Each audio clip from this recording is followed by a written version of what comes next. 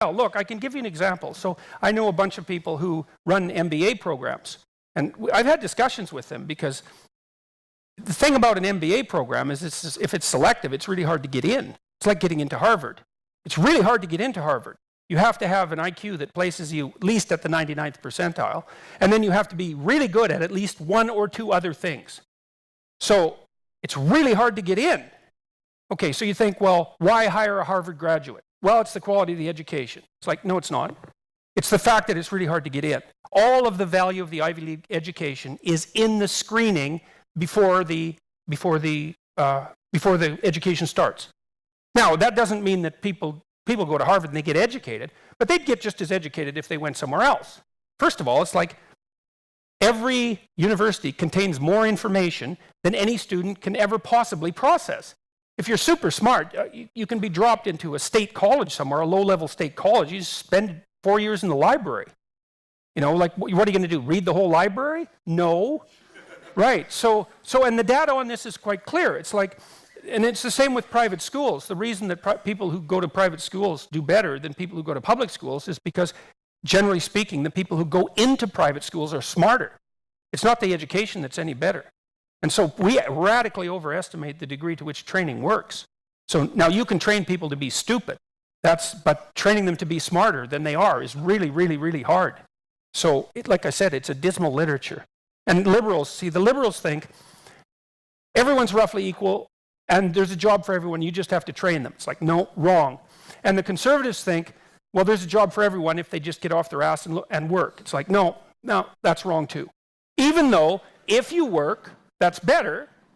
And, well, so that's on the conservative end, but the liberals won't take into account individual differences. Well, obviously, that's part of what the whole politically correct discussion is about. It's like, everyone's the same. It's like, yeah, they're not.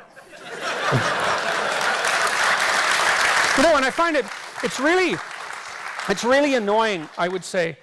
Like, I love to come to Silicon Valley. I've been here many, many times, and like, it's really something to come here and meet.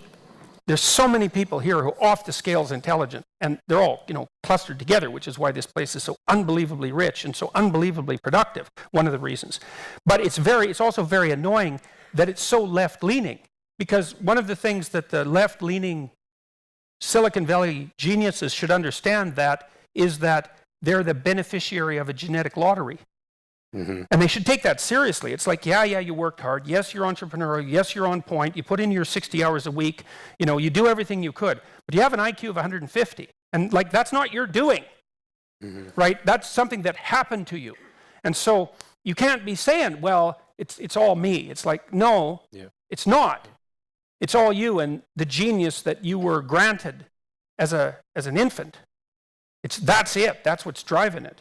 Now, that doesn't mean, I think, that people of disproportionate intelligence shouldn't be rewarded disproportionately. It's possible that they should, because it might be in the best interest of everyone else to dump as much money as possible to the top 2% of the cognitive strata, because they're going to be most generative with it.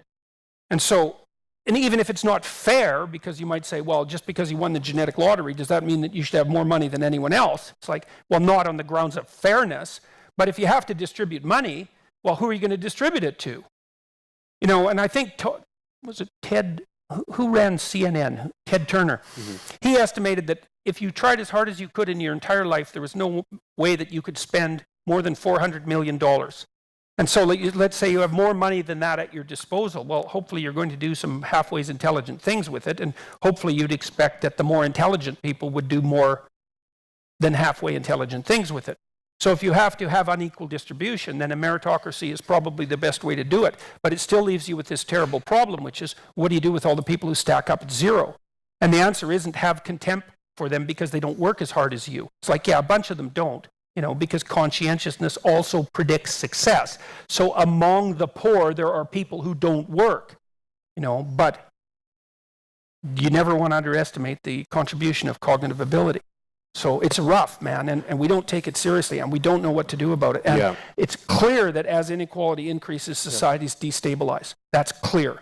So it's something that has to be dealt with, but we don't know how to deal with it. We don't know how to efficiently move resources to the bottom end of the competence hierarchy so that things don't destabilize. So, and I've worked with people, lots of people who are at the bottom end of the hierarchy in my clinical practice. And, like cocaine addicts, for example, low IQ cocaine addicts. Not all cocaine addicts have low IQ, by the way, but, it's just it's a triple whammy, let's say, because if you're a cocaine addict, you're probably also an alcoholic. And so if you're a cocaine addict and you're an alcoholic and you're sort of on the low end of the cognitive distribution, it's like you have a pretty damn rough life. There's a lot of things going wrong for you. And you're really lucky if you're flat broke. Because as soon as you get money, you are so done, you cannot believe it. So like when your unemployment check comes in and you're a cocaine addict alcoholic who isn't employed, the probability that 3 days later you're going to end up face down in a ditch is really, really high. So don't be thinking like it's not so simple that you can just dump money down the competence hierarchy to the people who are in the underclass and expect that that's going to have a salutary effect. I don't think there's any evidence for that whatsoever. Like money is not an easy resource to use productively.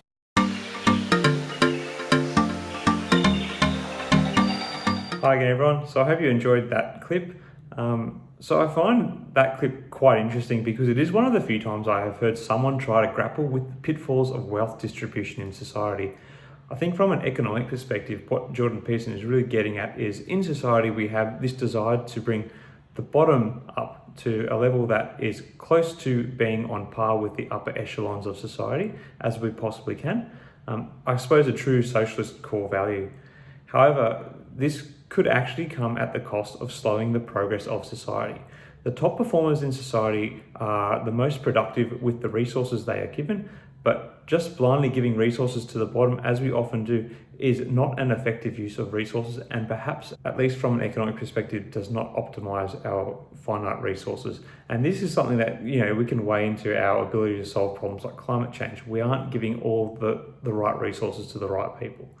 This has much historical precedent to it. I think if you look at the difference in outcomes between many of the communist states and the Western democratic states, you see this play out in a negative way for the communist states. However, some more modern states with select socialist values, particularly those Scandinavian countries, we see perhaps more equal outcomes.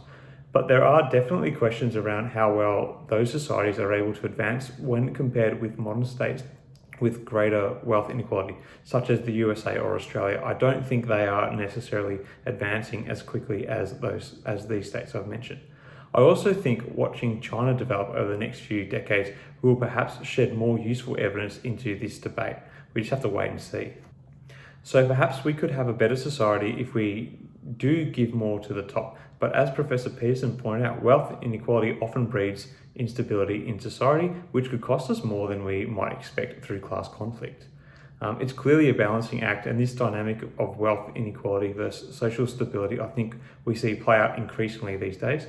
Our society and the rest of the world is very much improved in so many ways, yet at least in many developed societies, developed democratic societies, we are experiencing such a high degree of conflict, much of which can probably be linked to the heightening inequality of wealth distribution.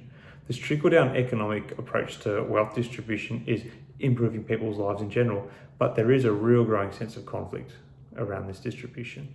And I don't see the conflict ending anytime soon. It's a real conundrum that I don't think there is a definite answer to, but I also think it is a philosophical conundrum that we don't grapple with enough in society.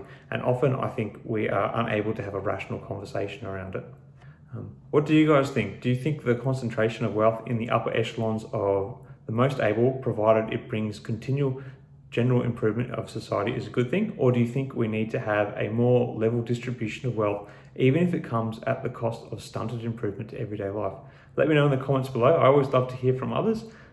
Thanks for watching. If you haven't done so already, please feel free to subscribe. I generally try to get content out on most days and really appreciate the support my channel has experienced to date. Hope you guys all have a great day. Thanks for watching again. Cheers.